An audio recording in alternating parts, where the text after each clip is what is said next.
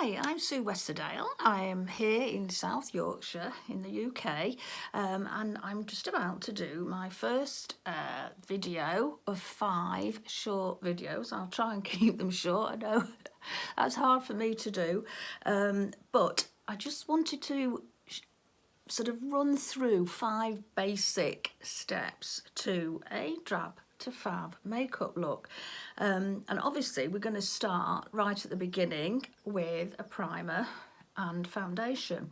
So I've actually just put my primer on before I press the button on the video, because it's boring. It's a bit like watching paint drying, watching somebody put primer on.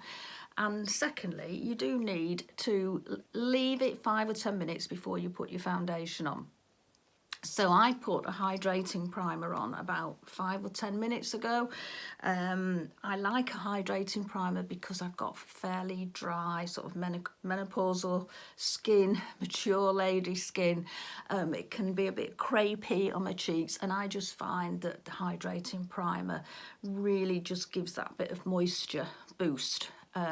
You find a lot of times that sometimes your foundation doesn't sit very well. It can look a bit dry on your nose or flaky, and that may be your skincare, but it may be that really you just need a good primer underneath. And there's lots of different primers on the market, that I'd be happy to chat to you about at another time. But so today I have got the hydrating primer on, which I really love when I'm using a stick foundation. There's, again, like the primer, and probably more so, there are tons and tons of different types of foundations on the market. Probably the main 4 are pressed powder foundation, a cream or a stick foundation, a liquid foundation, and more recently, the spray foundation. So I tend to use, and I tend to recommend for older ladies, either a cream stick foundation or a spray foundation, simply because in my experience, if you have open pores, if you have quite a lot of fine lines and wrinkles, then liquid foundation can sort of settle in those lines and wrinkles. And with a pressed powder foundation, some people love it, but again, if you've got fairly dry skin, it can feel quite dry on your face. If you prefer a dewy look or a matte look with a bit of moisture in, then probably the easiest option and the option I'm going to go to for today is a cream foundation.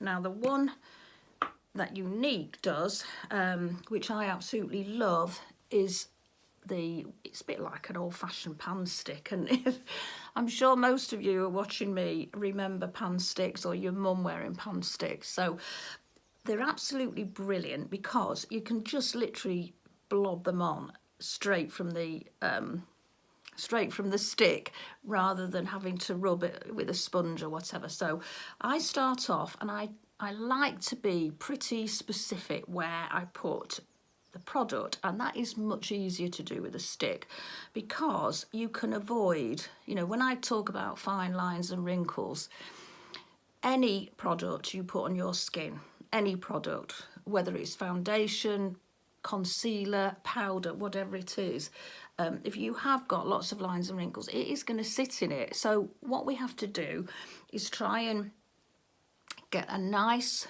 flawless look, a nice youthful glow to our face without it sticking in all those pesky lines and wrinkles.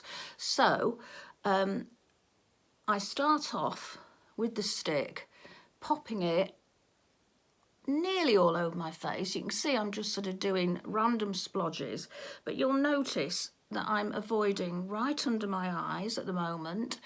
I'm avoiding these lines here because I don't want to put a lot of product in those lines there to make it look as if it's settled. So if you've got a very lined forehead, don't put too much product on your forehead.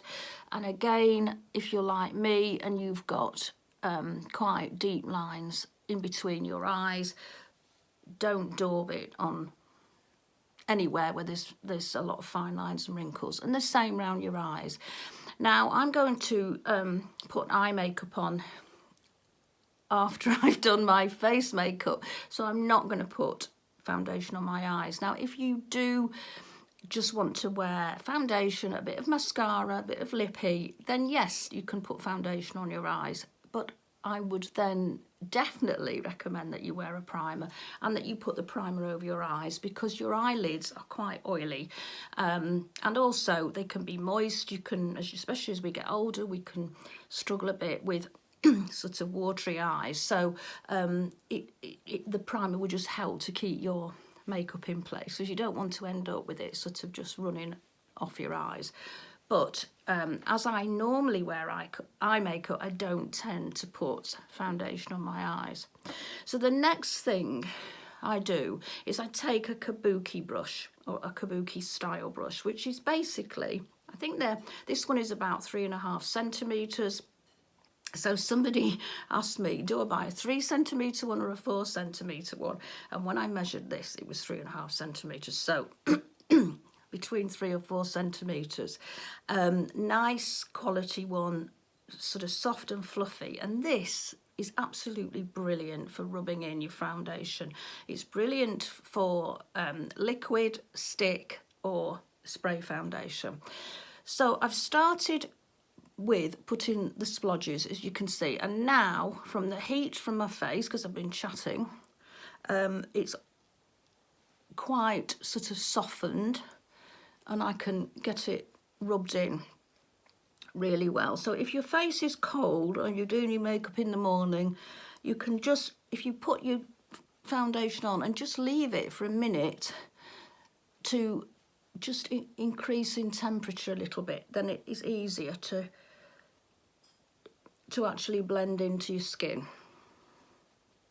So where I've put the foundation now, at this stage, I am just buffing it in that area.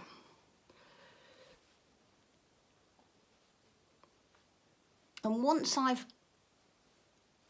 sort of blended the splodges out, I'll then take, because obviously I've got a product now left on the brush, and I'm going to now go over where those heavier lines and wrinkles are. So here. So I didn't, if you remember, I didn't put any product there. I didn't put any product right under my eyes. I didn't put any in the, if you've got lines above your lip, and I didn't here. But what I am going to do now is blend out and all around and over those lines and creases, and I am going to go under my eyes, but not right up to the lash line. I'm just sort of going to go over my cheekbone and probably leaving about, I don't know, 1/2 inch under the eye, or 1/2 centimetre as it is now. And then I can take the brush and I can just gradually and lightly go over those thicker lines and wrinkles. But I know now that I'm not going to have thick products stuck and really looking as if I'm caked in makeup, because sometimes you think to yourself, oh my God, I actually look better pale and with no foundation on, because it's just sticking in those wrinkles. So then if you think, well, I'm just going to pop a bit more on, I want a bit more colour, then you can be very strategic with a stick. I've got quite bad brown spots, so I'll put a little bit more on areas where I feel I need a little bit more coverage. And some people like a completely flawless look. Some people aren't bothered about having a few moles or freckles or age spots, but you just want a bit of colour. So as you can see, I'm trying to get up close here.